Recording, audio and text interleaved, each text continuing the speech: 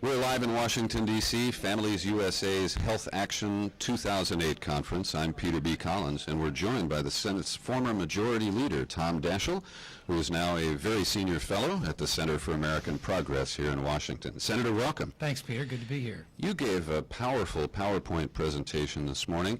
Can I get you to take a pledge right here, right now, that you won't turn it into a full-length feature film like Al Gore?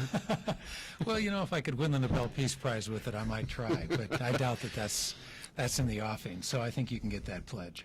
You gave us a lot of good information. If you could, for our listeners, just give us a quick sketch of what you showed the attendees here at the conference today about the dramatic escalation in healthcare costs, the cost of health insurance, the number of uninsured, and what a great deal the Clinton healthcare reform was back in the early 90s. Well, that's a good question. There's a lot to talk about in providing you the answer. I would say first and foremost that we have three categories of challenges in our healthcare system: cost, access, and quality. They're all interrelated. Cost affects access affects quality, and we have to understand that is the essence of why we need comprehensive healthcare reform. You can't just isolate one of those categories of problems and address it successfully. So we have to devise a system that changes the infrastructure, that recognizes the importance of dealing with these issues, and to break some of the myths that we're living under today. One, that we have the best healthcare system in the world. It's far from the truth. We spend more than anybody else. We come in 35th in outcomes, 31st in life expectancy. We've got to change.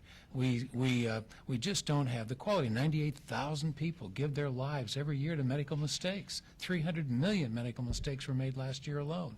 So that's a quality issue that can be addressed, and we can do it if we can pass meaningful reform. Mm-hmm. Quality, cost, and access, those are the three cornerstones right. as you analyze the situation. And you talk about how they are interrelated. And, for example, you, among others, point out that there are huge overhead costs, particularly in medical record keeping. We do have some privacy concerns about putting all that stuff online. At the same time, we see that Medicare and VA have tremendous efficiencies compared to the private sector delivery of the same services. Well, the administrative cost for Medicare is about 4%. The overall administrative cost in our healthcare system is 25%. One out of every $4 goes to administration. What a gross, inefficient system that is, and the amount of cost dedicated to that inefficiency continues to mount every year. Mm-hmm. So, again, it affects quality because that's where a lot of the mistakes are made. People find that illegible comments about health care and about prescriptions are recreated and then reprocessed all the way through the system, and so you compound the medical problems we have in errors, in part because we have a paper-driven system today. Mm-hmm. One of your comments that really struck me is that it's no longer possible to proceed with incremental change. We need dramatic overhaul of the healthcare system, the insurance system, and the delivery of healthcare services. Does that go all the way to single payer in your view? Well, I think if we were to start all over and begin with a new infrastructure from the very start, I think a single-payer system would by far be the most efficient. We've seen that already with Medicare in this country. 45% of all Americans get their health care from a government-sponsored plan, including Medicare. But we've seen it in other countries as well. Single-payer systems are the most efficient. They're not always the most user-friendly systems, but nonetheless, they are the most efficient, and they bring about by far the best results. Mm-hmm. That's not going to happen in this country. So I think it would be foolish for us to spend a lot of time doing what I think we oftentimes do too much of, make the perfect the enemy of the good.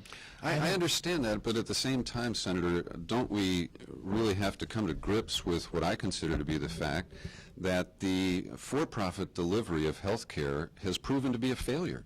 We can't control the costs, we can't control the players, and it really seems to me that we have to come to terms with that and face down the lobbyists. And you had Harry and Louise updated in your presentation this morning. We know right around the corner on K Street they've got actors and actresses auditioning for the next Harry and Louise spot. But don't we have to face that down and make the dramatic change that you called for? Well, I think we have to face it down. We have to recognize that there really is far too much profit in certain sectors of our health economy today that have to be addressed. I mean, that's why we're spending $7,500 per capita, is that there are those who are making vastly too much in profit at the expense of those who can't even access the system at all. So we've got to change that. In my presentation, what I came up with was a model that I think has worked fairly effectively in our banking system, a Federal Reserve model that allows an autonomous, independent board to make the tough decisions on cost, access, and quality, that can make them in a timely and efficient way, and that would allow us the real chance for the first time to look at this outside of a political context. That's the only way we can do this, to delegate that responsibility and not require the specificity in decision making that oftentimes we've relied on in Congress with more and more failure.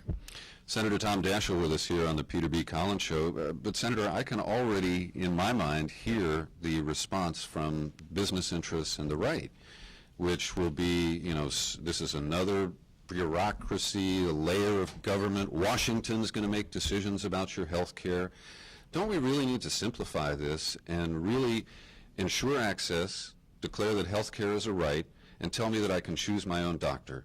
Isn't that what the average consumer wants out of all this? I think that's pretty much what, it's obviously it's a lot more complicated than just that, but that's a good place to go. But your question it goes to the heart of one of the things that I think we've got to do if we're going to be successful with health reform. We have to put defenders on the status quo on the defensive for the first time. It's always been advocates of health care reform who have been on the defensive in the past. We've got to turn the tables. We've got to say to each and every one of those who are talking about socialized medicine or rationing or government control to explain why they are satisfied with the current system, to apologize basically for what the system has done to the American people today. I think if we do that, we win the argument and ultimately we pass meaningful reform. Senator Tom Daschle with us. If I may, just on another issue, you're no longer in the Senate, and I understand that, but I'm very troubled that your colleagues appear ready to paper over the intentional law-breaking of the Bush administration, law-breaking of the FISA law. And as this is described as updating the FISA law, they are trading away important protections for American citizens, and they're offering what I call amnesty to telephone companies that collaborated with the Bush administration on this illegal surveillance. What's your position on that, and do you agree, for example, with Senator Rockefeller's bill? I actually do, Peter. I've been in this position for a long time now. I think it is so critical that we go back to the real source of the problem. The real source of the problem is the FISA law as it's currently written. One of the requirements of the FISA law was that we get court intervention and a court warrant each and every time we find it a requirement for national security purposes to wiretap. Well, that law ought to be required. That ought to be in place. But to give this blanket immunity to the government to wiretap and to violate, potentially violate the rights of citizens and their privacy today is where I think the problem lies. Once the government tells an entity that they have to comply, that they have to be part of some larger effort to defend this country, then I don't blame the company, I blame the government. First, for not getting the warrant, and for secondly, making these charges and these demands without the kind of support, in fact, that they have to have.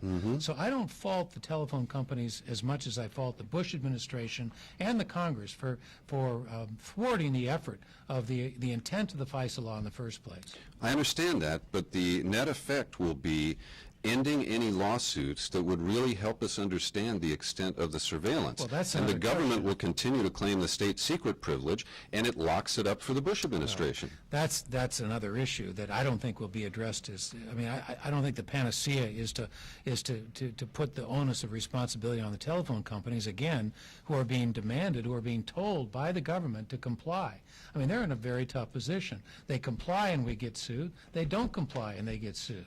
So they ask, where do we go? I mean, I think it's a legitimate concern, and I'm sympathetic to that dilemma. We've got to go to the heart of what the problem is, and the heart of what the problem is that this administration has stomped on constitutional rules of law, including torture, including habeas corpus, including wiretapping, including rendition, and those kinds of things are what have to be stopped. We have to restore the rule of law and constitutional principles in this country, and that has to happen with the next administration. It won't happen with this one. Senator Tom Daschle, thank you very much. My pleasure, Peter. Great to talk with you. Thank you.